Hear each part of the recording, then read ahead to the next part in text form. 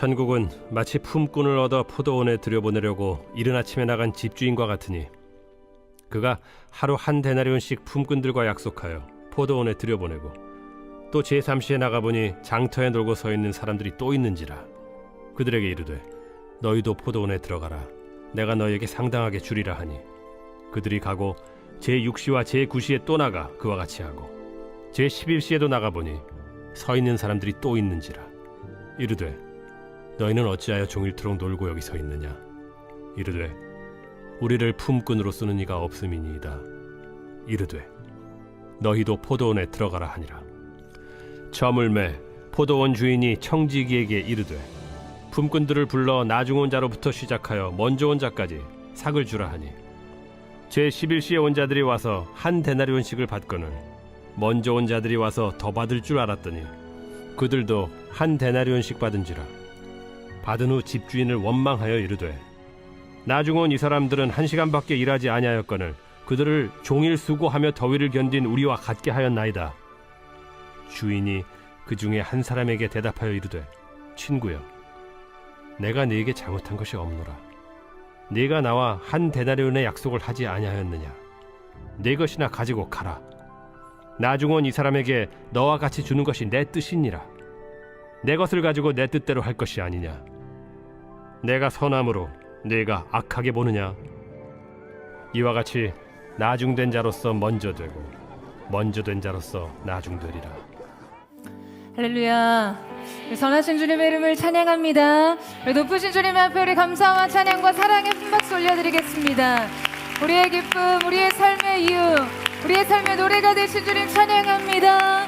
오늘 우리의 예배와 삶을 통해 영광을 받아 주시옵소서. 찬양을 받아 주시옵소서. 할렐루야. 우리 하나님의 놀라운 은혜 가운데 우리 한 몸이를 우리 포도의 성도들 한번 바라보시면서요, 오늘 이 시간 영상과 또 익스텐션 홀에서 예배하는 우리 모든 성도들을 향해서 우리 한번 따뜻한 사랑과 격려와 축복의 박수를 서로에게 보내도록 하겠습니다. 주님의 놀라우신 은혜가 우리 모두에게 있게 되기를 주님의 이름으로 축복합니다. 할렐루야. 사랑하는 여러분, 성령 충만하십시오. 말씀 충만하십시오. 오늘은 특별히 사랑의 추억이 서린 또 섬유센터에서 예배하게 되었습니다. 또 하나님의 일하심, 또 이 사랑의 흔적을, 또 우리 모든 사랑의 추억을 넘어서서 어제를 이긴 오늘의 새로운 사랑으로 주님 예배하는 은혜가 있기를 축복합니다. 오늘의 예배를 통해 우리의 인생을 바라보시고 후대하시는 그 하나님의 은혜와 자비 앞에서 이 새로운 깊은 감사와 사랑의 찬송이 회복되는 은혜가 있게 되기를 주님의 이름으로 축복합니다. 자, 우리 옆에 사람에게 이렇게 한번 축복하며 인사하셨으면 좋겠는데요. 하나님의 선하심은 당신을 배반하지 않습니다. 이렇게 축복하시겠어요? 하나님의 선하심은 당신을 배반하지 않습니다. 내가 아름다운 은혜가 우리 모두에게 있게 되기를 축복합니다. 런던 정치경제대학교에서 어느 나라 사람이 가장 행복한가라는 주제로 이 행복도에 관한 조사를 한 적이 있었습니다. 여러분, 과연 어느 나라가 선정됐을까요? 네, 스위스, 호주, 뉴질랜드, 캐나다. 이 자원이 풍부하고 부강하면서도 평화롭고 안전한 곳. 여러분, 어디일 것 같으세요? 네, 어느 나라 사람이 가장 행복한가의 1위는 바로 방글라데시, 2위는 아제르바이잔, 3위는 나이지리아였습니다. 굉장히 의아한 결과였어요. 왜냐하면 하나같이 이 경제적 빈민국이었기 때문이죠. 그 이후에 15년이 지난 후 시행한 다시 조사한 결과에서도 여전히 방글라데시아가 국민 행복도 1위였습니다. 영국의 심리학자 로스웰 박사는요, 이러한 결과가 나온 주요 원인 중에 하나를 이렇게 설명하는데요. 바로 공통된 빈곤의 수준 때문에, 즉 모두가 빈곤하기 때문에 자신의 삶을 타인과 비교하지 않는다라는 것이었어요. 소득과 행복과의 이 관계 연구를 봐도요, 가장 높은 주관적 행복도를 보이는 그룹은 고소득 최상위 그룹이 아니었고요, 바로 10점에 8.2를 받은 비교하지 않는 사람들, 즉 자신의 소득 수준을 타인의 것과 비교하지 않는 사람들이라고 보고합니다. 여러분, 우리의 삶이 불행을 느끼고 삶이 불공평하고 공정하지 않다라고 느끼는 많은 부분은요, 어쩌면 절대적인 어떤 기준보다 타인의 삶에 허락된 것과 나의 삶에 주어진 것을 비교 평가할 때 발생합니다. 그리고 이러한 삶에 대한 평가와 인식은 당연히 우리의 신앙생활과 내면의 상태에도 결정적인 영향을 주겠죠. 이 비교 평가에 의한 자기 삶에 대한 이 부정적인 인식은요, 많은 경우 우리의 영적인 생활에도 지대한 영향을 끼칩니다. 우리는 흔히 저 사람은 저렇게 잘 되는데 왜 나는 이 모양 이 꼴인가 하는 상대적인 박탈감의 문제에 빠지거나 왜 내가 한 수고는 인정받지 못했을까 하는 어떤 감정적인 침체에 빠지곤 하죠. 인생에 찾아오는 수많은 다양한 보상과 성과들에 대한 평가들이 여러분 이 비교와 만나면서 우리의 영혼을 쉽게 무너뜨립니다. 그런데 이러한 감정들이 쉽게 해소되지 못하고 말씀과 임재 안에서 답을 찾지 못할 때 여러분 우리의 삶은 예배의 현장과 일상적인 삶, 하나님과의 관계와 이 내면의 은밀한 문제들이요 자꾸 분리되면서 큰 혼란을 느낍니다. 우리가 이 예배에 나와 하나님의 하나님 되심과 그분 앞에서 나 자신을 발견하며 인생의 목적을 찾아간다 할지라도요, 막상 돌아간 우리의 삶의 현장은 그분의 질서와 원리대로 돌아가지 않는 것 같다라는 생각이 드는 것이죠. 여러분 실제로 우리의 삶에 일어나는 크고 작은 불만들을 들여다보면요, 이 비교 의식과 상대적 박탈감이 굉장히 많은 부분을 차지합니다. 교회에서조차 보여지는 섬김만이 사람들에게 칭찬과 박수를 받고 보이지 않는 섬김은 정작 존중받지 못하는 것 같을 때 우리는 낙심하고요, 실망하고요. 내가 열심히 수고하고 노력한 어떠한 일에서는 합당한 열매를 맺지 못했음에도 정작 내가 결코 인정할 수 없는 대상이요, 결코 동의할 수 없는 방식에 따라 탁월한 성과를 얻었을 때 우리는 쉽게 의욕을 상실하죠. 그러니까 나의 좌절과 그의 성취가 너무나 대조적일 때 이 자기의 실망감은요, 절망감은 훨씬 큽니다. 더욱이 지금 이 둘 사이에 작동하는 하나님의 통치 방식을 도저히 이해할 수 없는 거예요. 결과적으로 하나님의 공의와 공평에 대한 반발심을 갖게 되는 것이죠. 여러분 이러한 감정이 때로 극단적으로 치달아 심지어 예수 믿어서 뭐해? 교회는 열심히 다녀서 뭐해? 기도는 열심히 해서 뭐해? 라는 결론까지 이르게 됩니다. 하나님의 통치에 대한 의구심이 곧 하나님의 존재에 대한 회의로까지 연결되는 것이에요. 그래도 믿음이 있는 사람이 어떻게 그런 생각을 해? 라고 하실지 모르겠지만요, 여러분 막상 여러분이 너무나 공정하지 못한 관점으로 여러분의 열심과 노력을 평가받았고 정작 여러분이 결코 인정하지 못할 대상이 그 보상을 딱 차지했다라고 한다면 여러분 어떠시겠어요? 예를 들어 여러분이 만약 자신이나 내 자녀가 입시나 취업이나 인사 불공정 문제를 구체적으로 경험했다라고 한번 생각해 보세요. 누군가 누리는 특권과 특혜와 그런 것들로 인해 실제 나의 자격이 박탈되고 그냥 내 재정 상태는 텅장이 되고 오늘 당장 출근할 곳이 없어진다면 말이에요. 기회는 불평등하고 과정은 불공정하고 결과는 부정의했다면 말이죠. 여러분 당연히 우리는 이 현실을 결코 쉽게 소화하지 못합니다. 그러니까 우리가 이러한 문제로 인해 하나님의 존재에 대해 의심하는 것까지 이르지 않는다 하더라도요, 이러한 감정은 종종 우리가 열심과 의욕을 상실하게 하거나 심한 무기력을 느끼거나 무엇보다도 하나님에 대한 오해를 품게 한다라는 것을 부정할 수는 없을 거예요. 그 오해는 바로 하나님은 불공평한 분이시며 하나님이 삶을 다스리시는 원리 또한 부당하다라는 것이죠. 여러분, 삶에 대한 이러한 해석과 감정은 하나님과 우리 사이에 치명적인 관계적 결함을 만들기도 하고요. 더 나아가서 하나님 나라와 하나님의 뜻, 그리고 하나님께서 다스리시는 세상, 우리의 삶을 주관하시는 본질적인 원리들을 제대로 이해하지 못하도록 방해합니다. 자, 오늘 우리는 이 말씀을 통해서 불공평해 보이는 하나님의 통치의 방식을 어떻게 이해해야 하며 내 삶의 이 불공정한 문제를 어떻게 바른 관점으로 해석할 수 있는지를 우리가 함께 살펴보고자 하는데요. 자, 오늘의 본문 1절 말씀을 우리 같이 한번 읽어보도록 하겠습니다. 1절 말씀 시작.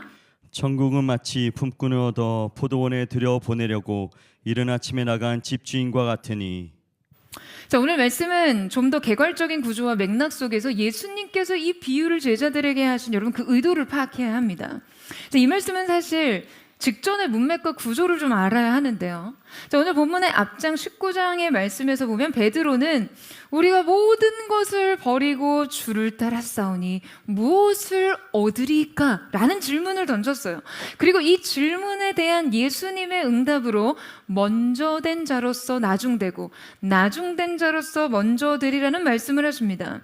자, 그리고 그 다음 오늘 본문에서 이 영적인 역전 원리에 대해 비유를 들어 설명하고 계신 것이죠. 지금 이 1절 말씀은 단순한 어떤 도입이 아니라요, 비유의 말씀 전체의 방향과 핵심 주제를 이미 드러내고 있는데요. 자, 하나님의 다스리심이 구체적으로 실현되는 나라. 자, 여러분, 이 천국이 무엇과 같다라는 거예요? 자, 무엇과 같다고 하는 거죠? 포도원에 들여보내려고 이른 아침에 나아간 집주인과 같다. 자, 그러니까 우리는 이 천국, 하나님의 나라를 과연 어떻게 이해해야 하는가? 오로지 포도원에 들여보내려고 이른 아침에 나간 집주인을 통해서 이해해야 한다라는 거예요. 여러분, 이해되세요? 할렐루야. 자, 여러분, 하나님의 나라의 시작은요, 바로 이 먼저 찾아온 주인으로부터 비롯됩니다. 주인의 주권과 은혜가 모든 것의 출발점이라는 거예요. 그러니까 품꾼들은요, 본래 마땅한 자격이 없으나 지금 이 주인의 의지대로 포도원에 가게 된 것이죠. 여러분, 우리가 하나님의 나라를 이해하기 위해서는요, 먼저 이 원리대로 사고해야 합니다. 그런데 아이러니하게도 하나님의 나라와 주인을 이해하는 것에 있어서 첫 번째 오류가 발생하는 점이 바로 이 지점이라는 거예요. 분명 말씀은 천국이란, 하나님의 나라란 자격 없는 품꾼을 부르신 주인과 같다라고 정의를 내리고 있지만, 여러분, 우리는 천국을 그렇게 이해하지 않는다라는 거죠. 여러분, 1절 내용을 아주 핵심적으로 요약하면, 본질만 요약하면 어떤 내용입니까? 그것은 바로 천국, 하나님의 나라는 은혜로 작동한다입니다. 여러분, 아멘이세요? 여러분, 근데 많은 사람들이요, 이미 이 인식의 출발부터 전혀 다른 이해를 가지고 있어요. 여러분, 어떻게 그렇습니까? 천국을 주인의 주권적인 부르심, 곧 은혜가 아닌 누가 얼마나 일했는가 하는 이 공평의 논리로부터 이해하고 있는 것이죠. 그래서 여러분, 도무지 이 말씀이 이해가 안 됩니다. 예수님의 결론이요, 굉장히 불합리해 보여요. 왜냐하면 많은 성도들이 지금 포도원의 품꾼들에게 은혜의 원리가 아닌 노동과 보상의 원리를 적용하고 지금 이 하나님의 나라를 공평이 어떻게 실현되는가 하는 노동 현장으로 이해하고 있기 때문이죠. 그렇기 때문에 문제가 발생하는 거예요. 그러니까 여러분, 불만이 쌓이는 것이고요, 원망이 생기는 거죠. 여러분, 이해하셨습니까? 자, 그렇다면 이 비유의 내용을 좀 더 구체적으로 이해하면서 우리의 삶을 적용해 봐야 하는데요. 여러분, 앞서 읽은 말씀은 포도원 주인이 일용직 일꾼들을 품꾼으로 섭외하는 과정이요, 지금 매우 구체적으로 기록되어 있습니다. 이 장면은 실제 이 당시 팔레스타인 지역의 노동시장 풍경을 그냥 그대로 반영한 것인데요. 당시 유대 사회에서 지주나 이 소작인들이요, 자기 소유의 땅이 없는 사람들을 이렇게 일용직이나 품꾼으로 사서 살아가는데요. 자, 그러니까 이들은 지금 사회적으로 가장 불안정한 계층이었죠. 그러니까 이들은 노동시장에 나아가서 하루 일거리를 얻지 못하면 그냥 그날 하루의 가족의 식사조차 보장할 수 없는 그러한 정도의 빈곤층이었습니다. 농장주들은 보통 아침 일찍 시장에 나가서요, 그날 하루를 일할 품꾼들을 섭외하는데요. 말씀에서 포도원 주인은 아침 일찍 당시 보편적인 하루 임금으로 통용되었던 한 데나리온을 약속하고 일꾼들을 섭외했습니다. 그런데 그 이후에 기록된 말씀이 우리를 점점 이렇게 미궁 속으로 빠뜨리는 거예요. 여러분, 어떤 기록이 있습니까? 지금 이 주인이 이후에 유대 시각으로 3시, 6시, 9시, 그리고 11시에도 장터에 나가서 품꾼들을 데리고 온 것이죠. 여러분, 지금 11시, 그러니까 우리 시각으로 오후 5시에 고용된 일꾼 경우는요, 지금 그들이 굉장히 나태하고 게을러서 5시에도 일 안 하고 거기 서성이면서 기웃거리고 있는 게 아니라요, 그날 하루 고용되지 못한 채 남겨진 사람들이었습니다. 그러니까 아마 이 농장주들이 고용하기에는요, 뭔가 신체적으로 허약해 보이고 무능해 보이는 그런 조건들을 가진 사람들이었을 거예요. 보통 유대 시각으로 12시, 그러니까 오늘 우리의 시간 따라주면 오후 6시에 그날 하루 일한 하루치 임금을 지급하니까요, 지금 11시, 11시라고 한다고 하면 그들은 사실상 이미 오늘은 틀렸다, 오늘 끝났네, 오늘은 굶는구나 라는 자포자기적 심정이었겠죠. 여러분, 이렇게 하루 종일 장터에 있었음에도 끝내 고용되지 못한 일꾼들의 이 좌절감에 대해서 한번 생각해 보세요. 그럼에도 그 자리를 끝끝내 지키고 있었던 것은 생존에 대한 갈급함 때문이었을 테고요. 하지만 그 갈급함에도 불구하고 철저하게 자신이 배제되고 선택되지 못했을 때, 여러분, 그들은 처절한 패배감과 좌절감을 느낄 수밖에 없었을 거예요. 자, 그런데 무슨 일이 일어난 거죠?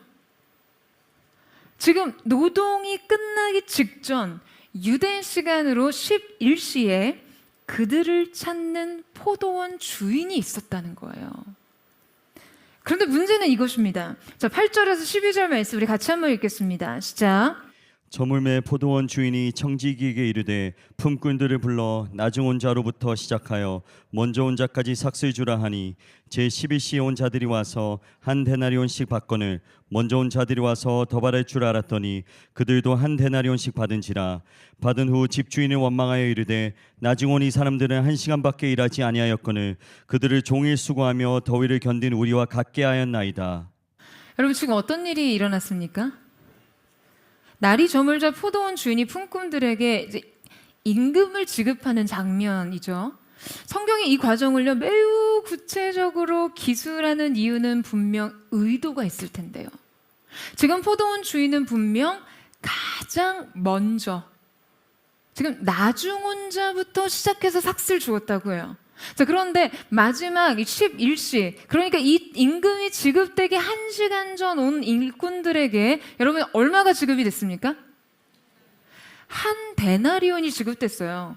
지금 이 현장에서 사실 아침 6시부터 줄곧 일해온 품꾼들에게 임금이 먼저 지급이 됐다면 여러분 생각해보세요. 사실 모르니까 이런 갈등은 없었을 거예요. 근데 왜 하필 가장 늦게 와서 고작 이거 1시간 뭐 일할까 말까 한 일꾼들에게 먼저 임금이 지급되면서요, 지금 그들 안에 어떠한 기대 심리가 있었다라고 기록됐습니까? 먼저 온 자들이 와서 더 받을 줄로 알았더니, 여러분, 그들은요 앞서 고작 1시간 이런 자들에게 한 데나리온이 지급되는 것을 보고 여러분 얼마나 머릿속으로 계산기 굴리느라 바빴겠어요. 아니, 1시간 일했는데 하루 품삯 한 데나리온을 받았으니 대체 나에게는 얼마가 지급되는 거야? 하면서 어떤 그 내심, 기대 심리, 큰 기대를 했겠죠. 그런데 이게 지금 무슨 일입니까? 주인은요, 그들에게도 동일하게 한 데나리온을 지급하는 것이에요. 여러분, 화 납니까 안 납니까? 지금 여러분 남의 일이라고 그렇게 감정이입 안 해주시지 마시고요. 좀 화나요 안 나요?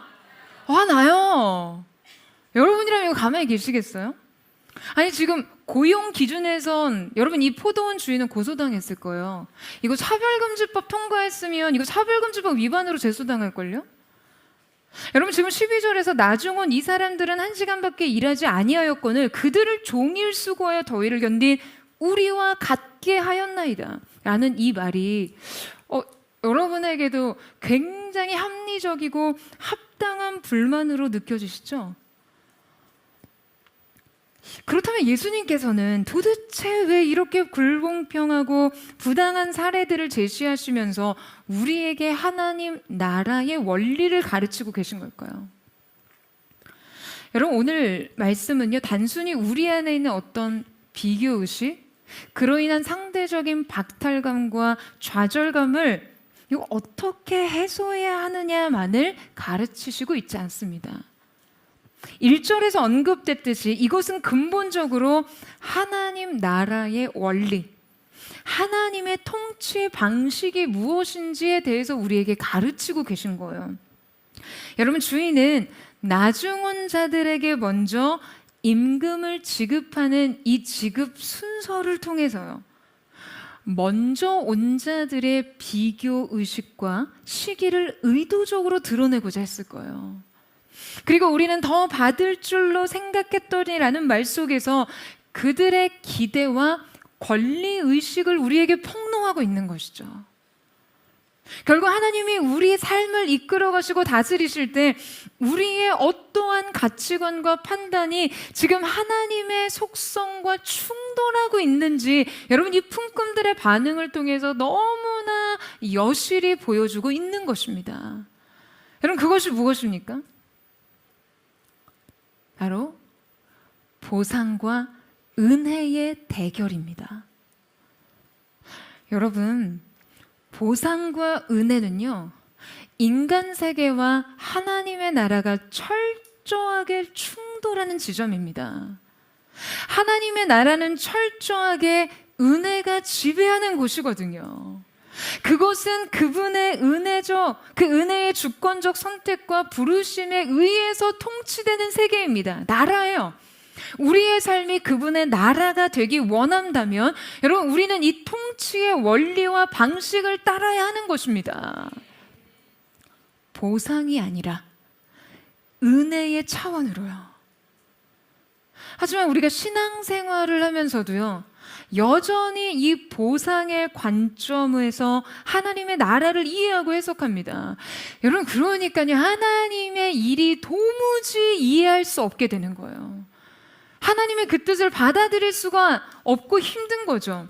그러니까 내 삶에서 일어나는 불공평한 일들을 믿음 안에서 해석하고 수용하지 못하고 큰 혼란을 느낍니다. 그런데 지금 이 말씀에서 예수님은 바로 이 보상의 관점으로는 결코 하나님의 나라를 이해할 수 없다는 것을 우리에게 가르치고 계신 거예요. 너희가 세상에서 온통 그렇게 평가받고 그렇게 대접받고 또 세상은 이 방식으로 운영되고 굴러가지만 하나님의 통치의 방식과 원리는 다르다는 것이죠. 여러분 물론 이 보상의 관점이 모두 틀렸고 나쁜 것은 아닙니다. 하지만 분명 그것에는 한계가 있고 하나님 나라의 가치와 충돌하는 지점이 있어요. 자, 여러분 그렇다면 은혜의 방식과 이 보상의 방식은 어떻게 다릅니까? 여러분 우리의 삶 속에서 이 보상의 개념이 어떻게 작동하나요? 우리의 삶의 이 보상의 체계는요, 뭐든지 가치에 비례해서 작용합니다. 인간의 공평은 기본적으로 노력과 시간, 그 성과에 따라 자원이 분배되는 것을 의미합니다. 여러분 제가 어린 시절에는 이 공병을 주워다가 가게에 갖다 주면 병당 하나에 얼마 이렇게 계산해서 돈으로 줬어요. 아세요? 네, 제가 어린 시절에 상당히 이 경제 개념이 좀 철저했거든요. 그래서 되게 어렸을 때 뭐 유치원, 뭐 초등학교 뭐 1, 2학년 좀 심심하다, 좀 출출하다 그러면 여러분 뭐래요? 이제 집에 광에 가서 모인 공병을 모읍니다. 그리고 바구니에 다 담아요. 그 다음에 동네에 나가보면요, 당시엔 이렇게 대문 앞에 쓰레기를 버려두는 가정이 굉장히 많았어요. 아니면 이렇게 전봇대 아래에 사람들이 그 버리고 간 공병이 이렇게 수두룩합니다. 그리고 그 시절에는 골목이 생각보다 굉장히 더러웠어요. 그러면 이제 동네 한 바퀴를 순례한 뒤 그것을 다 담습니다. 그리고 동네 가게에 갖다 줘요. 공병의 개수대로 세서 콜라랑 사이다 환타병은 하나에 10원, 맥주병은 30원 이렇게 계산을 해줘요. 이제 그리고 돈이 모이면 그걸로 이제 제가 먹고 싶은 것을 바꿔서 먹었습니다. 그렇게 짠하게 보실 필요가 없어요. 저희 어렸을 때 다 그러고 살았습니다. 버려진 공병 주워다가 쭈쭈바 사 먹었으니 여러분 얼마나 알뜰해요? 당시 쭈쭈바 50원, 네, 뭐 빼빼로 200원, 양파링 300원, 빵빠레 300원 뭐 이럴 때인데 공병 주워다가 그런 거 사 먹었으면 여러분 이거 얼마나 알뜰합니까? 그런데 생각해보면 여러분 애가 그 공병을 모으겠다고 돌아다니려면 얼마나 팔이 빠졌겠어요. 얼마나 여러 번 왔다 갔다 했겠어요. 그리고 그걸 모아봤자 실제 뭐 그 돈이 얼마나 작겠습니까? 정말 작은 푼돈이었겠죠. 그만큼 이 노동에는요 아무런 기술과 능력이 필요 없기 때문이에요. 하지만 어느 누구도 흉내낼 수 없는 자원과 능력을 가진 사람들에게는 사무실에 앉아서 상황을 판단하고 클릭 한 번만 해도요 수천만 원이 지급될 수 있을 거예요. 왜 그렇습니까? 그만큼 그 노동 가치가 특별하기 때문이에요. 여러분, 이 보상의 개념은요 철저히 그 능력으로 평가되고 양적으로 측정되는 계산 논리입니다. 노력한 시간, 에너지, 그리고 결과적 성취의 크기에 따라 그 비례적으로 보상이 주어지는 거죠. 따라서 우리가 인생의 많은 일들을 평가하는 기준도 이와 같습니다. 그러니까 만약에 그 기준으로 지금 포도원 주인의 임금 지급을 평가하면 여러분 어떤가요? 세상에 이러한 불공평이 어디 있습니까? 여러분, 기도를 진짜 열심히 했는데 실패하고, 교회 열심히 봉사하고 섬겼는데 취직 안 되고요, 예수 잘 믿었는데 병 걸리고, 이러한 인생의 상황들을 이 보상의 개념으로 따져본다면 여러분 우리가 얼마나 깊은 낙심에 빠지겠냐라는 거예요. 그런데 주님께서는 우리에게 가르치고 계신 거예요. 13절 말씀을 같이 읽겠습니다. 시작. 주인이 그 중에 한 사람에게 대답하여 이르되 친구여 내가 내게 잘못한 것이 없노라 내가 나와 한 대라는의 약속을 하지 아니하였느냐. 여러분, 하나님 나라의 원리는요 가장 먼저 주인의 주권이 먼저입니다. 품꾼의 노력과 공로가 아니에요. 주인의 부르심이 본질입니다. 주인의 선택이 우선이에요. 그리고 그 나라는 그 주인의 통치의 방식에 따라서 결정됩니다. 그러니까 그 통치의 방식이란 단지 산술적인 분배를 기초로 공평을 추구하는 것이 아니에요. 약속과 관계에 충실한 공의를 드러내는 것이죠. 여러분, 하나님의 공의는요 계산기 두드려서 나오는 것이 아니에요. 내가 나와 한 데나리온을 약속하지 않았느냐? 주님의 공의는 언약의 신실함에서 나옵니다. 할렐루야. 각자 인생 가운데 신실하게 그 언약을 이행하시는 주님의 신실한 말이죠. 여러분, 그래서 우리가 믿음 안에서 살 때, 하나님의 나라를 추구할 때, 하나님의 통치의 방식에 순응할 때 우리는 우리의 공로에 대한 보상의 차원에서가 아니라 주님이 우리 각자에게 약속하신 것을 어떻게 신실하게 지키셨는지, 여러분 그것을 주목하고 바라봐야 하는 것입니다. 그럴 때 우리는 주님의 은혜 안에서 기뻐하고 감사를 누릴 수 있는 것이죠. 여러분, 우리가 하나님을 불공평하다, 불공정하다라고 느끼는 순간은요, 언제나 이 인간적 공평, 계산의 논리대로 하나님의 공의를 판단하기 때문입니다. 무엇보다도 이 공평의 원리가 가장 위험하게 작용하는 지점은 바로 공평과 비교가 만났을 때예요. 그러니까 우리가 누군가와 내 삶을 비교해서 내 몫을 따지기 시작하면요, 여러분, 우리는 결코 하나님과의 관계 안에서 바로 설 수가 없습니다. 여러분, 탕자에 비유해서 아버지의 잔치에 초대받은 사람 중에 가장 불행했던 자가 누구였을까요? 바로 은혜가 아닌 보상의 관점으로 아버지를 판단했던 형이었어요. 그리고 자신의 몫과 동생의 몫을 비교하면서 막 이 갈등과 분노가 시작된 것이죠. 여러분, 오늘 우리는 이 말씀을 통해 하나님 앞에서 과연 우리가 우리 자신의 삶을 이해하는 나의 관점을 과감하게 돌아볼 필요가 있습니다. 우리가 신앙생활을 하면서도 여전히 여러분, 이 보상의 관점에서 삶을 바라보고 공평의 잣대로 하나님을 판단하고 있지는 않는지 말이에요. 우리가 보상의 관점이 아니라 오직 은혜의 관점에서, 여러분, 그 아버지와 관계를 맺지 못한다면 놀랍게도 정작 은혜가 우리를 분개하게 한다라는 것을 기억해야 합니다. 우리가 이 품꾼의 원망에 공감을 표하는 것은요, 여러분, 우리 역시 은혜에 대하여 화를 내는 존재라는 것을 보여주는 거예요. 여러분, 그런데 우리가 보상의 관점에서 하나님과의 관계를 맺을 때 왜 은혜와 맞서게 되는 거죠? 여러분, 보상의 관점은 우리에게 무엇을 가져다 줍니까? 권리의식을 가져다 줘요. 그리고 하나님을 우리의 인생의 채무자처럼 만듭니다. 내가 이 보상의 관점에 사로잡히면요, 하나님 앞에 내가 드린 모든 수고와 노력과 그 헌신은 하나님 앞에 주장할 나의 권리가 됩니다. 하나님, 제가 이렇게 열심히 기도했는데 왜 이런 결과를 주시지 않는 거예요? 제가 교회를 위해 이 정도 애썼는데 왜 저 사람이 더 인정받는 것 같죠? 제가 헌금을 그렇게 많이 했는데 올 시즌 매출이 왜 이 모양 이 꼴인가요? 더 나아가서 하나님, 제가 하나님을 위해 이만큼 했으면 저에게 이 정도 축복은 해주셔야 하지 않나요? 그러니까 마치 하나님을 채무자인 것처럼, 우리가 주님께 당연히 받을 것이 있는 사람처럼 그렇게 교만해질 수 있다라는 거예요. 여러분, 무엇보다도 우리가 삶에서 구체적으로 좌절하는 순간은요, 이 공평의 관점과 비교 의식이 만날 때입니다. 이때 우리의 믿음은 큰 위기를 만나요.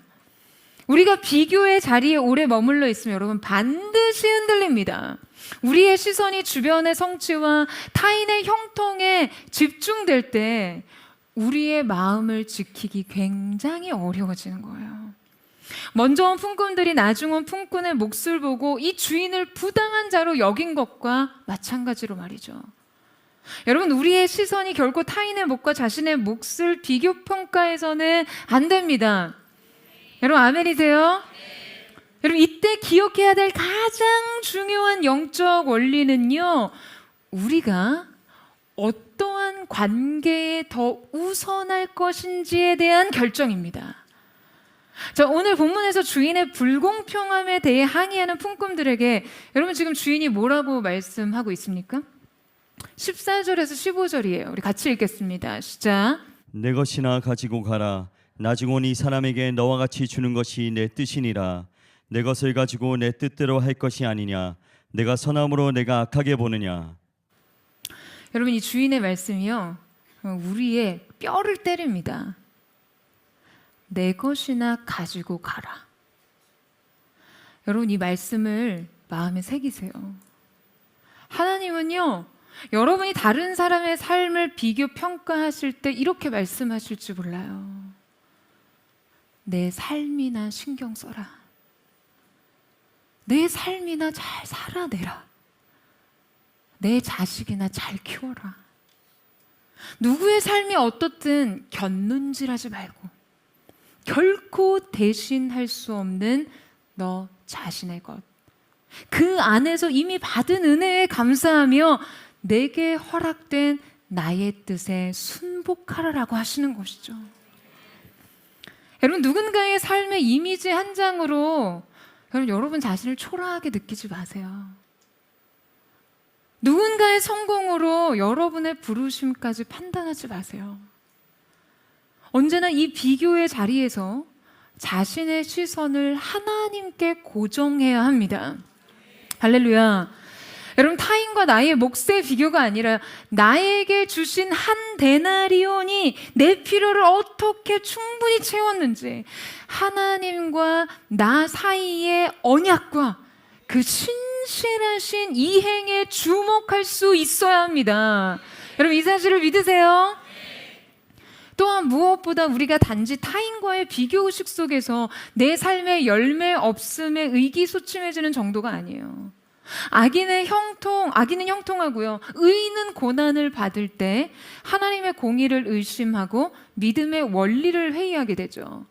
시편 73편 말씀에 보면 아삽은 바로 이런 현실을 목격하며 흔들리던 자신의 믿음에 대해서 고백하고 있는데요.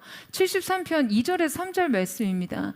나는 거의 넘어질 뻔하였고 나의 걸음이 미끄러질 뻔하였으니 이는 내가 악인의 형통함을 보고 오만한 자를 질투하였음이로다. 그는 2절에서 나는 거의 넘어질 뻔하였다라고 고백하면서요, 하나님의 공의에 대해서 의문을 던집니다. 악인의 형통을 보고 시험에 든 거예요. 여러분, 우리가요, 누군가의 불의를 보고 이렇게 시험에 들 때가 있어요. 게다가 그 대상이 오히려 믿는 성도일 때, 심지어 직분자일 때 그 시험의 골은 깊어집니다. 제가 얼마 전에 외부 집회 섬기면서 교회 섬기시는 장로님과 잠시 대화를 나누게 됐는데요, 그분이 그런 말씀, 그런 나눔을 하시더라고요.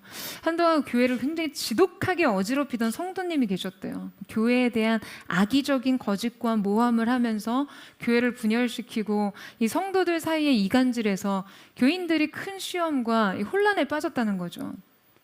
이 장로님이 마음이 너무나 어렵고 괴로워서 집회에 작정 기도를 하셨대요. 하나님, 저 성도가 정말 성도 맞습니까? 저 사람이 정말 하나님의 자녀 맞습니까? 아무리 봐도 저 사람은 지금 양의 탈을 쓴 늑대처럼 성도인 척하는 것뿐이라고 하나님 앞에서 호소를 하셨대요. 하나님이 그 사람이 정말 하나님의 자녀, 주님 택하신 성도가 맞다면, 이 교회 성도가 맞다면 확실한 음성을 달라라고 기도했다는 거예요.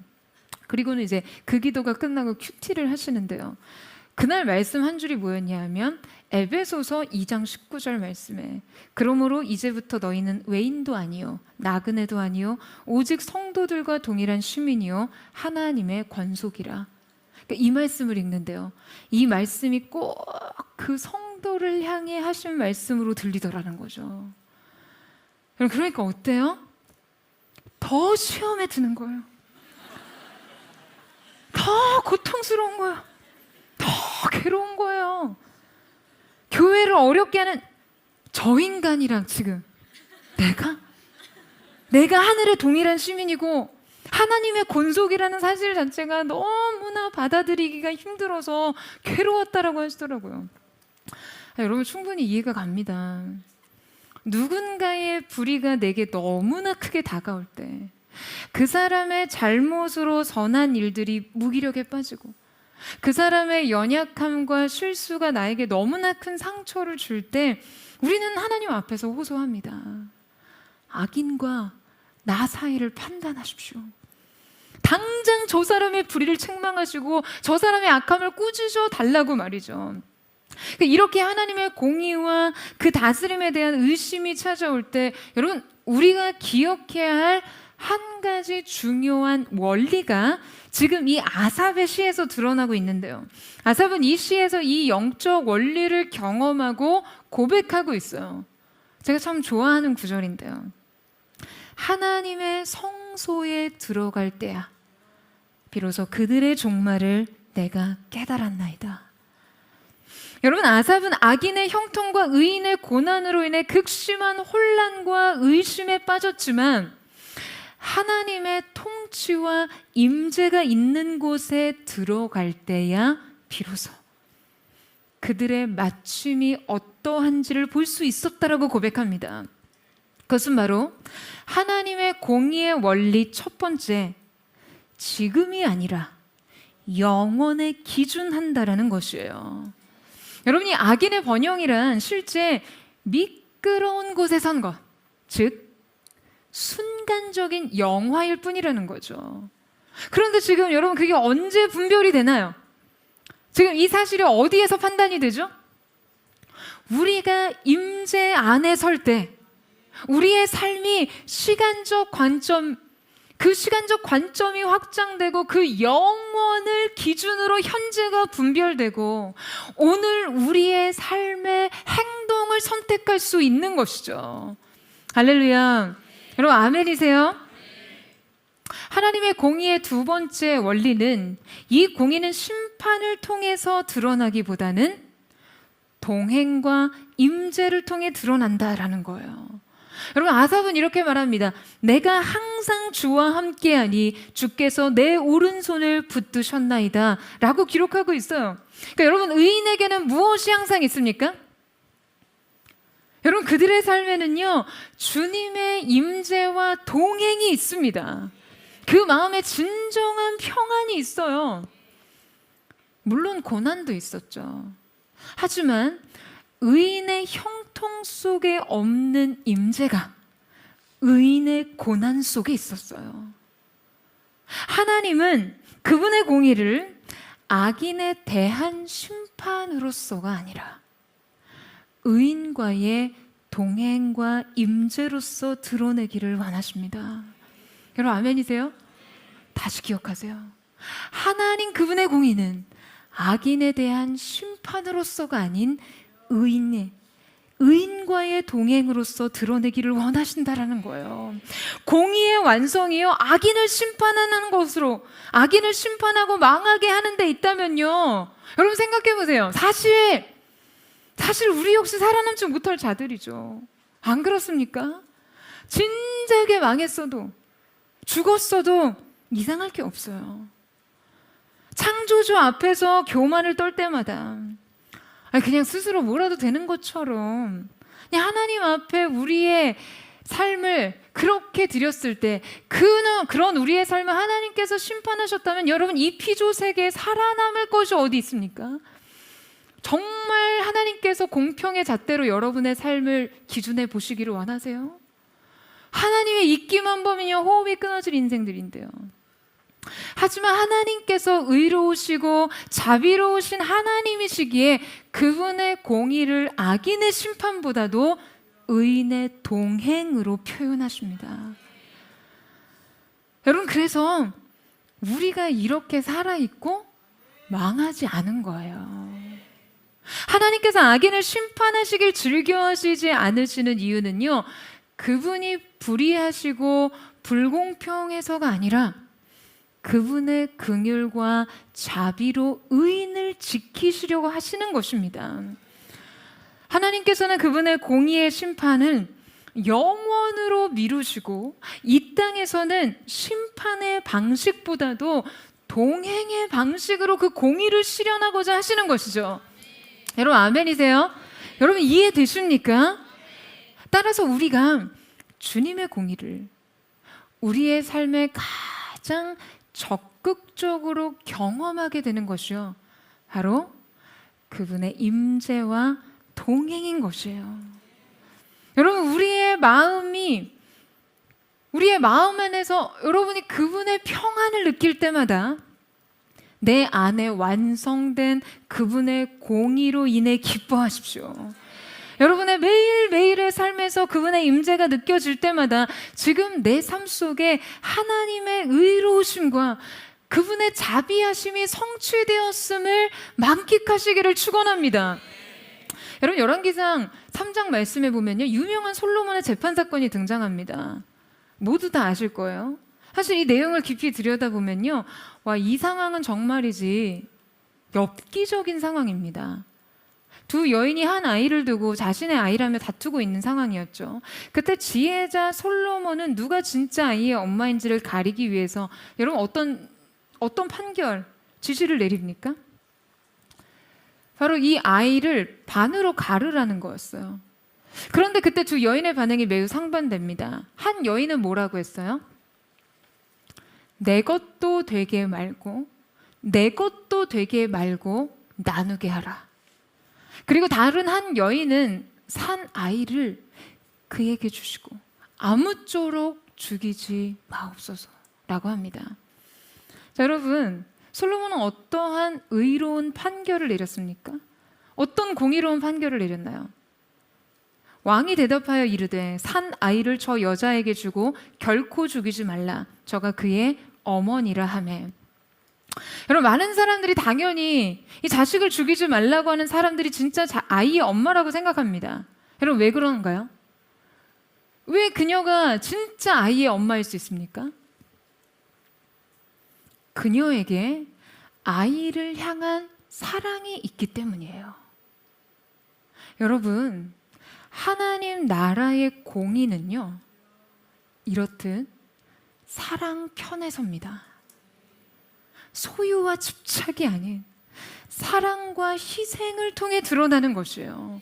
이때 악인의 심리는 오직 소유와 집착에 있었어요. 그래서 내 것이 될 수 없다면, 내 것이 될 수 없다면 내 것도 될 수 없어야 한다는 것이 그녀의 공평의 개념이었습니다. 자신에게 아이가 없는데 다른 여인에게 아이가 있다면 그 사실 자체가 견딜 수 없는 불공평이었던 거예요. 나는 잃었는데 너는 가졌다는 그 상대적 박탈감을 느끼느니 그것을 파괴하는 것이 낫다고 생각한 것이죠. 여러분, 우리가 생각하는 공평이 대체 무엇입니까? 그 공평에 과연 사랑이 있습니까? 오늘 본문에 처음으로 돌아가서 1절 말씀을 다시 보시겠어요? 우리 같이 한번 읽겠습니다. 시작. 천국은 마치 품꾼을 얻어 포도원에 들여보내려고 이른 아침에 나간 집주인과 같으니. 여러분, 오늘 이 말씀 속에는 하나님 나라에 있어서 가장 중요한 핵심이 담겨 있습니다. 앞서 우리가 천국을 이해하기 위해서는, 하나님의 나라를 이해하기 위해서 어디에서부터 시작해야 된다고 했죠? 어디에서부터 시작해야 된다고 했죠? 바로 주인으로부터 시작해야 한다라고 말씀드렸어요. 포도원에 들여보내려고 이른 아침에 집을 나간 주인이요. 여러분, 지금 여기에서 주인이 뭐가 어쨌다고요? 지금 주인이 뭘 했다라고 합니까? 이른 아침에 나갔어요. 여러분, 왜 이른 아침에 나갔나요? 왜 이른 아침에 나갔죠? 품꾼들을 데리고 오려고요. 품꾼들 데려다가 뭐 하려고요? 품꾼들 데려다가 일이나 시켜먹고, 지금 품꾼들 데려다가 포도를 많이 수확하려고요. 품꾼을 얻어 포도원에 들여보내려고. 여러분, 주인이 품꾼을 왜 데려왔습니까? 일꾼이 필요한 게 아니라요, 일꾼들을 위해서였어요. 이 포도원 주인이 3시에도 6시에도 9시에도 11시에도 품꾼들을 데리고 오려고 반복적으로 집요하게 장터에 나간 이유를, 그리고 그들에게 모두 한 데나리온씩 삭슬 준 이유를요, 여러분, 지금 오늘 성경 그 어디에서도 품꾼들에게 일을 시키려고 했다라고 기록하지 않습니다. 포도원에 들여보내려고요. 그리고 그들에게 하루 삭슬 통해 삶을 보존하게 하려고. 주인이요, 그들이 필요해서가 아니라, 그들이 필요해서라기보다 그들이 그날을 살게 하려고 부른 것이죠. 고용이 목적이 아니라요, 포도원으로의 초대인 것이에요. 하루 한 데나리온의 공평한 임금은 누구에게나 하루의 삶을 주기 위한 주님의 선하심의 표현이었던 것입니다. 여러분, 이 선하신 주님 앞에서 여러분 어떠한 자로 서 있으십니까? 여러분은 여러분 자신을 몇 시에 부름받은 일꾼으로 여기고 있으신가요? 저는 말씀 묵상하면서 제 자신이 마지막 11시에 부름받은 일꾼 같다라는 생각을 했어요. 부족하고 연약해서 쓰일 수 없었던 한 사람. 그래서 인생에 어떤 다른 소망도 기대도 가질 수 없었던 사람을 주님의 은혜로 당신의 포도원의 일꾼으로 불러주셨어요. 써먹기 위해서가 아니라 살게 하시려고요. 그리고 과분한 은혜로 후대해 주셨습니다. 이 선하신 하나님 앞에 사랑 외에, 감사 외에 무엇을 드릴 수 있을까요? 사랑하는 여러분, 저는 이것이 우리 모두의 마음이자 우리 모두의 고백이 되기를 주님의 이름으로 축원합니다. 살게 하시려고요. 자격 없는 나를 주인의 기쁨의 자리로 불러주시고 우리 인생을 쓰시겠다고 말씀하신 그 선하신 주님의 성품이 오늘 여러분의 인생을 위로하며 격려하시는 은혜, 하나님에 대한 모든 오해와 의심과 불신이 종식되는 거룩한 새로운 시작이 우리 모두에게 있게 되기를 주님의 이름으로 축원합니다. 우리 함께 찬양하며 기도하며 나아가겠습니다. 사랑하는 주님, 우리가 나의 삶에 허락된 것과 타인의 삶 속에 주어진 것을 비교하며 평가할 때마다 내 인생의 노력과 최선의 공로로서 내게 주어져야 될 보상을 셈할 때마다 우리의 마음속에 인생에 대한 하나님을 향한 불평과 원망의 토로가 있었음을 주님 앞에 고백합니다. 세상과 똑같이 보상의 개념으로 하나님 앞에서의 내 인생을 해석하고 바라봤던 우리의 모든 마음을 주님 씻어주시고 오직 은혜로 작동하는 하나님 나라의 통치 원리를 따라 선하신 주님 앞에 은혜와 긍휼을 구하며 주님께서 열어두신 임재의 자리로 나아가기를 원합니다. 오늘 우리를 받아주시고 주님의 일들 가운데 아름답게 후대하여 사용하여 주시옵소서. 우리 그 마음 고백하며 주님 앞으로 함께 나아가기를 원합니다. 은혜로만 들어가는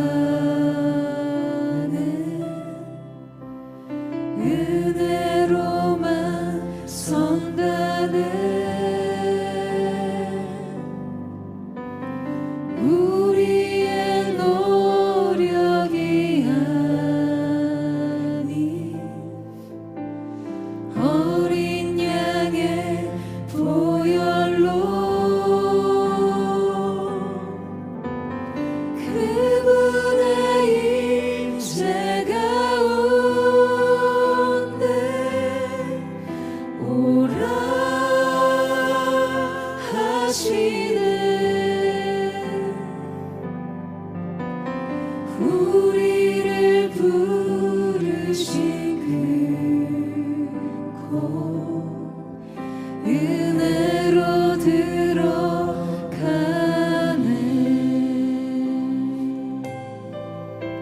주님의 그 은혜. 우리 함께 고백하며 나아갑니다. 은혜로만 들어가는 은혜로만 들어가는 은혜로만 선다는 우리의 노력이 아닌 어린 양의 보혈로 그분의 일체 가운데 오라 하시네. 우리를 부르신 그곳 은혜로 들어가네.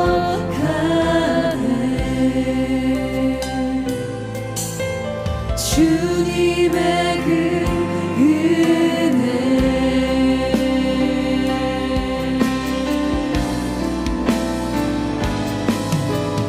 언제야 우리가 어찌 서리요.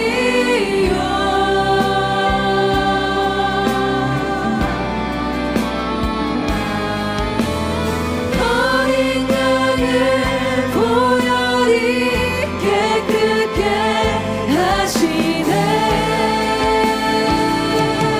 언제야 우리가 어찌 주님 앞에 서리요.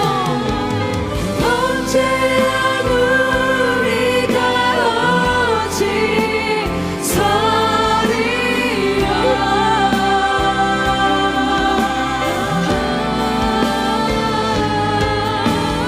어린 양의 보혈이 깨끗게 하시네.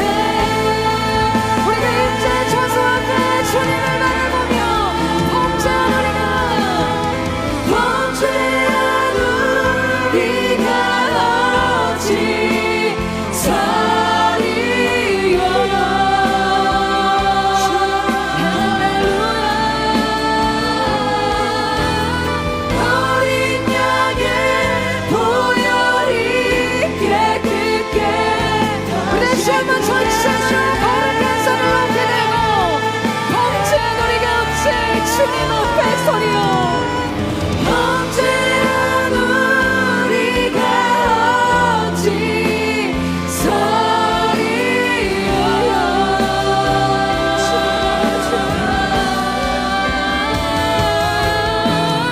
어린 양의 보혈이 깨끗게 하시네.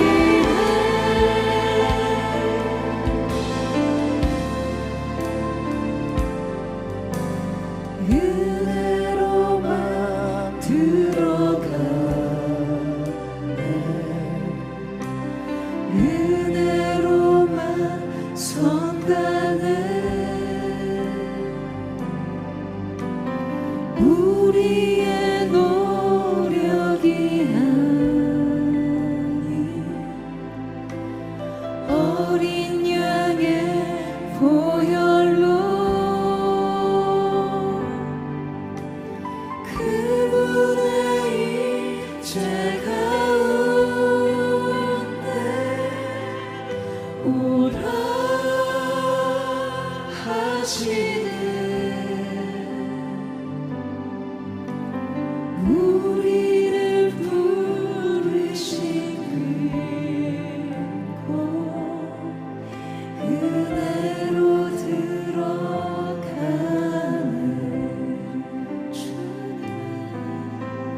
주님의 그 은혜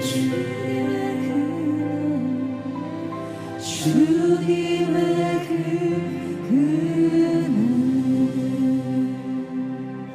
사랑하는 여러분,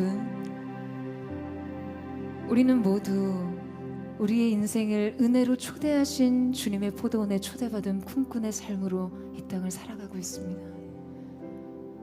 그런데 여러분, 우리의 마음속에 우리의 삶에 대한, 우리의 삶을 타인의 삶에 주어진 허락된 것과 비교하며 얼마나 이 비교 의식 속에서 고통과 불행과 원망과 불평을 경험하고 있으십니까? 하나님은 불공평한 분이시라며, 주님, 내가 이렇게 주님 앞에 헌신하며 노력했는데 내가 주님 앞에 이렇게 기도하며 하나님을 위해 산다라고 말했음에도 불구하고 내게 주어진 이 삶의 결과가 무엇입니까? 하나님 앞에 원망하며 악인의 형통 속에서 좌절하며 하나님의 선하신 성품을 의심하고 불신한 자리에 내려가 있지는 않으십니까?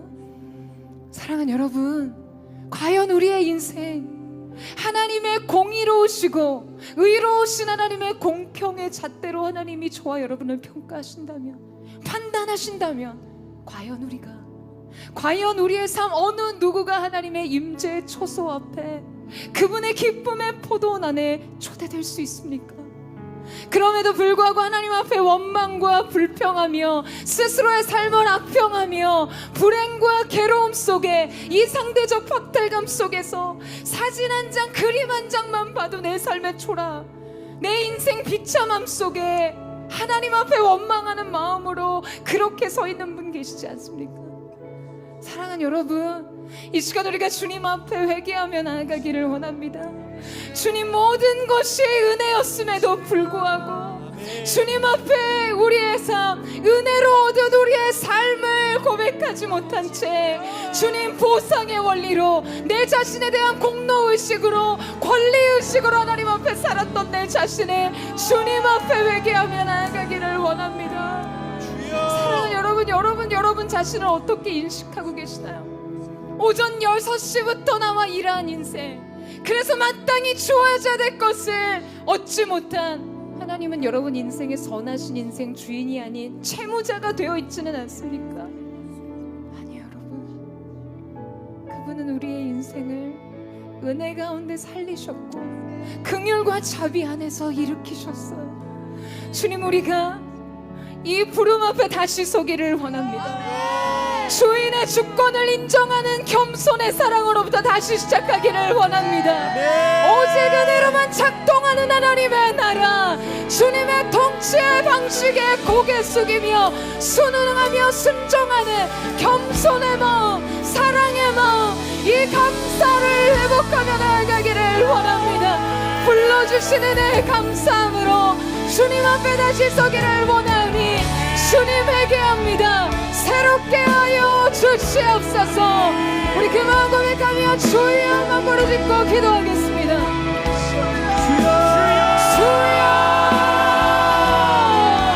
사랑하는 주님, 이 보상의 개념으로 우리의 삶을 계산하며 하나님 앞에서 내 삶에 찾아온 수많은 어려움과 때로 질병과 고난 앞에서 하나님 당신은 채무자와 같이 되셨습니다. 왜 내게 이러시는 겁니까? 왜 내게 이런 병을 주셨습니까? 주님 앞에 기도하며 인생을 비관하며 불행을 느꼈던 우리의 사랑, 주님 앞에 회개하며 갑니다. 오직 은혜로우시니 인생 기쁨의 보도하러 불러주시는 그분의 사랑의 새로운 감사와 새로운 사랑과 새로운 기쁨을 하며 주시옵소서. 오직 은혜로 그 없이 서겠죠. 오직 은혜로 주님 앞에 사는 자들을 되게 하여 주시옵소서. 사랑하는 주님, 어여쁜 자여 일어나 나와 함께 가자. 우리가 이 첫 부르심의 초대를 기억함으로 오늘도 우리가 이 사랑의 음성 앞에 설 수 있기를 원하오니 우리 계신 주님, 선하신 주님 임하여 주시옵소서.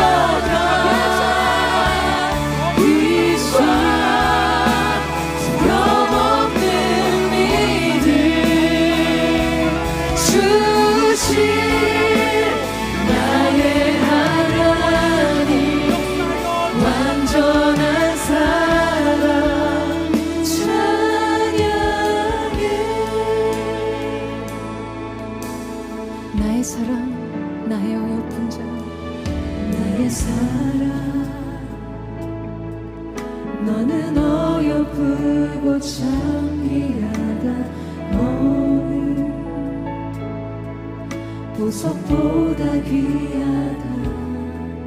내가 사랑스럽지 않을 때 너를 온전히 사랑하고 너와 함께하려 내가 왔노라. 우리 주님 앞에 주님의 사랑을 고백하며 나아갑니다.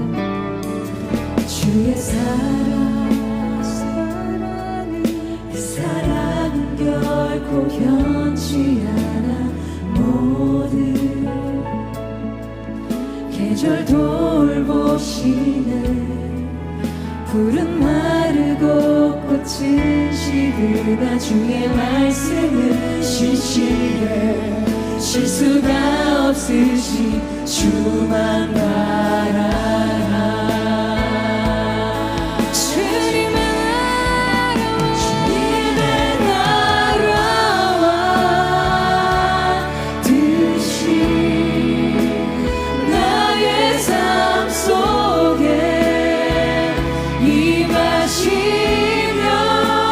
주님 알기를 주만 보기를 소망해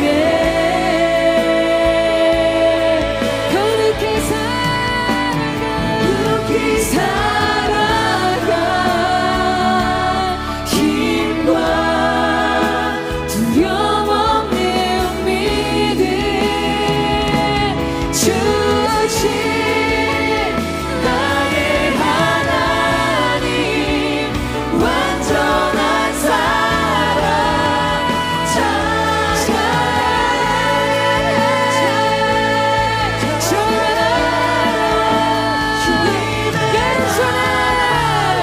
주님 앞에 부름받은 한 사람으로 나의 사랑 나의 어여쁜 자여 일어나 나와 함께 가자 부르심의 주인 되신 주님 그렇게 우리를 초대하시는 하나님의 사랑에 감사를 드립니다. 주만 보기를 소망해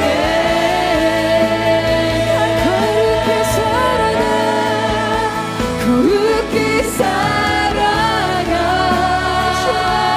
힘과 두려움 없는 믿음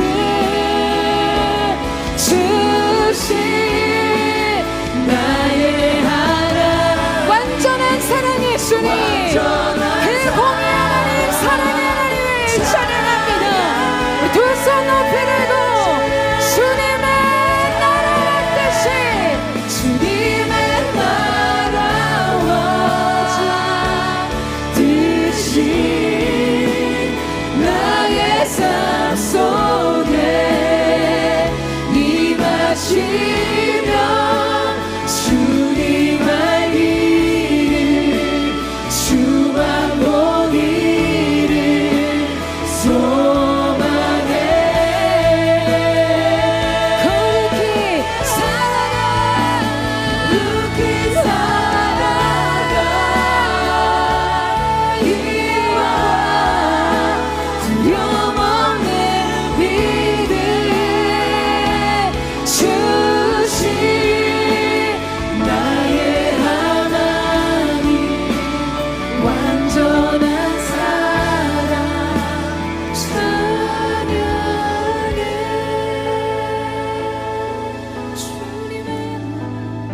주님의 나라와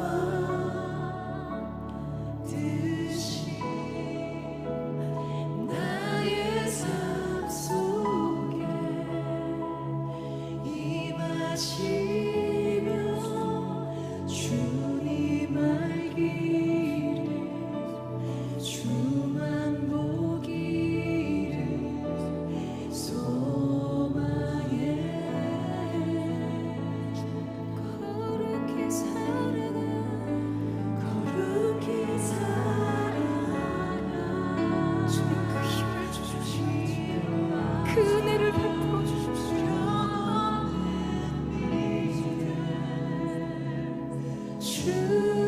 주신 나의 하나님 완전한 사랑 찬양해 사랑하는 여러분, 여러분의 인생 속에 내 인생에 주어진 몫과 다른 이에게 주어진 몫을 비교하는 이 모든 비교 의식이 예수님의 이름으로 끊어지기를 축원합니다. 하나님 앞에서 마치 주님을 채무자로 마땅히 내게 주셔야 할 것이 있는 분으로 이 잘못된 권리의식과 주님 앞에 불평과 원망을 쏟아내는 우리의 인생 태도가 오늘의 이 임재 앞에서 씻어지는 은혜가 있게 되기를 예수님의 이름으로 축원합니다. 여러분, 우리의 인생 각자에게 주신 한 데나리온이 내 인생을 어떻게 인도하고 채우고 있는지를 볼 수 있는 은혜가 있기를 원합니다. 주님은 선하신 하나님이심을 믿으시기를 축복합니다. 약속한 대로 일하시는 하나님의 신실하심과 선하심 앞에 우리의 마음을 드릴 수 있게 되기를 주님의 이름으로 축원합니다. 사랑하는 여러분 하나님 앞에 몇 시에 부름받은 일꾼으로 자신을 생각하시나요?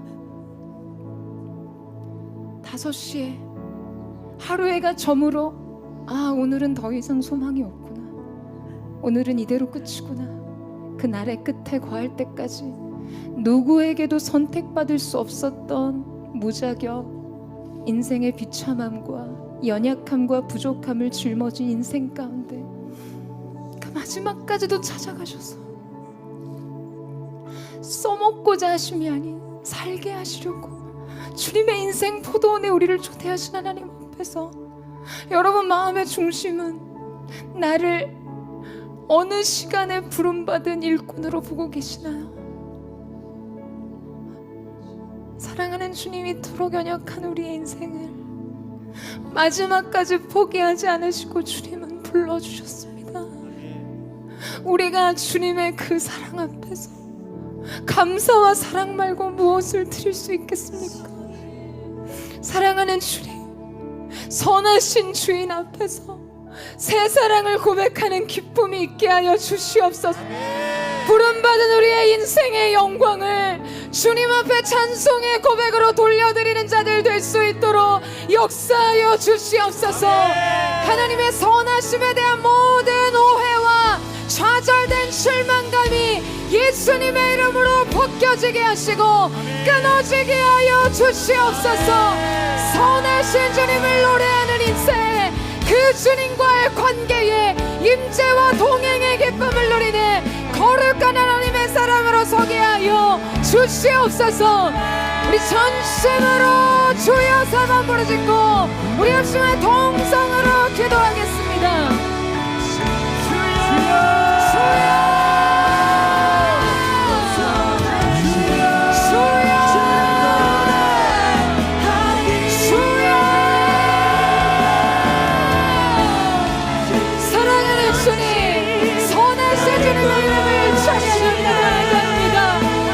주여 선하심이 정령나를 따지니 내가 여호와의 집에 영원히 거하리로다.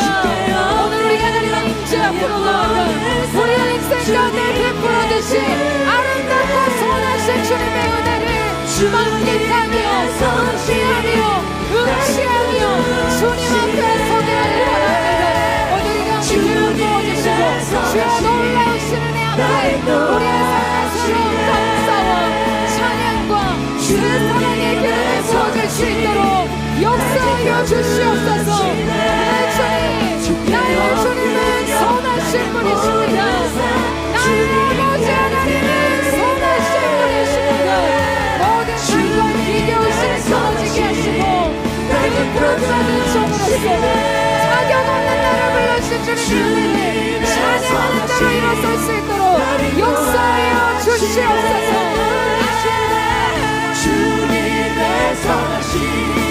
날 지켜주시네.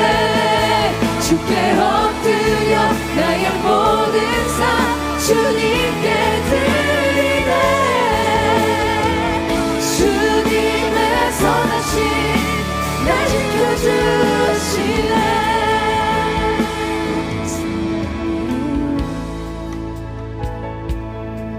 신실하신 나의 주님, 나의 삶 주님 안에 있네. 눈을 뜨는 아침부터 나 잠들기까지 선하신 주를 노래하리. 사랑해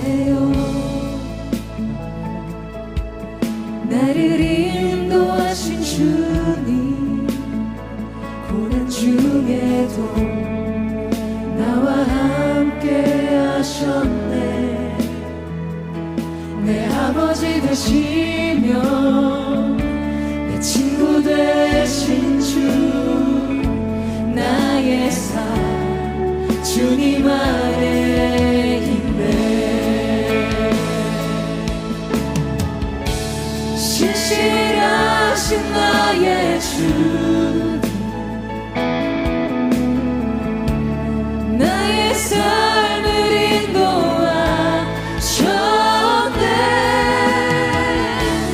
나의 모든 오늘따라 벗어나신 주를 노래하리. 주님의 선하신 날 인도하시네. 주님의 선하신 날 지켜주시네.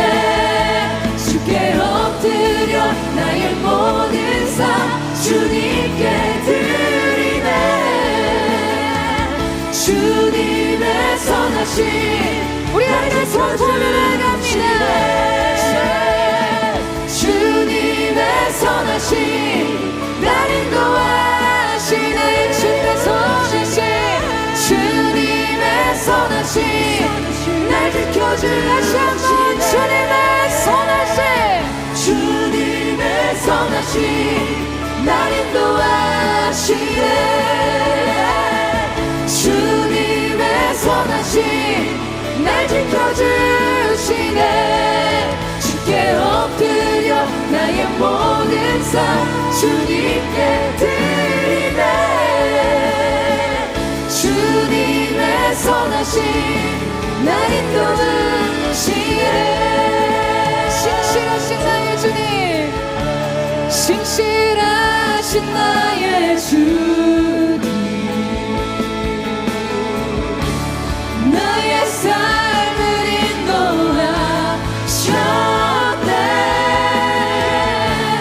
나의 모든 오늘따라 벗어나신 주를 노래하리. 벗어나신 주를 노래하리.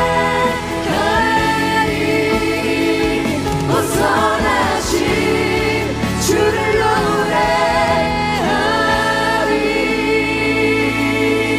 선하신 하나님을 찬양합니다. 주님은 선하신 분이십니다. 주의 자비와 인자가 영원하신 우리 하나님을 찬양하며 나아갑니다. 오늘 우리 가운데 그 선하신 하나님을 향한 새로운 감사와 새로운 기쁨과 새로운 사랑의 응답이 있게 하여 주시옵소서. 놀라우신 주님의 이름을 찬양합니다. 선하신 주님의 영광을 선포합니다. 오늘 주님 앞에 감사와 찬양의 기쁨의 고백을 올려드립니다. 할렐루야. 영원하신 우리의 아버지, 선하신 하나님을 찬양합니다. 예수님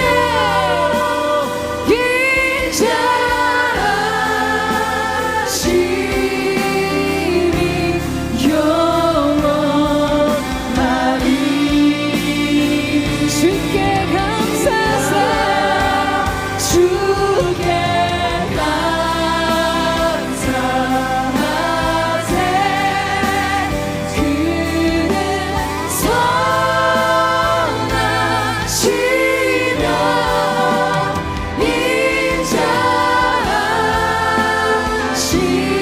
인자하심이 영원. 우리 주님을 향해 두 손을 높이 들고 우리 함께 고백합니다. 주께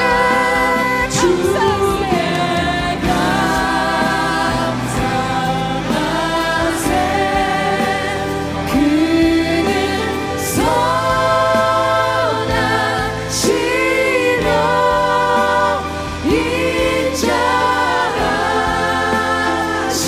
인자하심이 영원. 여호와께 감사하라. 그는 선하시며 그 인자하심이 영원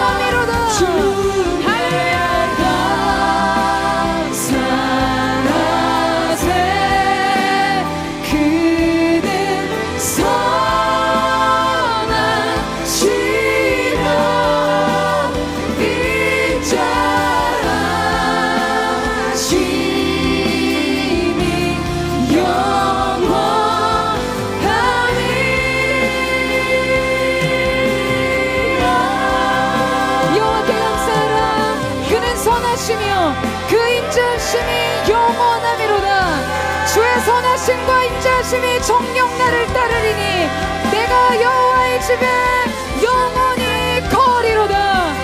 우리를 주님의 기쁨의 포도원으로 불러주신 주님, 선하신 주님의 이름을 찬양합니다. 그 주님과의 새로운 관계, 새로운 은혜의 임재 동행이 우리 모두에게 열려지게 하여 주시옵소서. 그렇게 함께 하실 주님 앞에 감사와 새로운 사랑과 기쁨으로 주 앞에 올려드리며 존귀하신 예수님의 이름으로 기도드립니다. 아멘.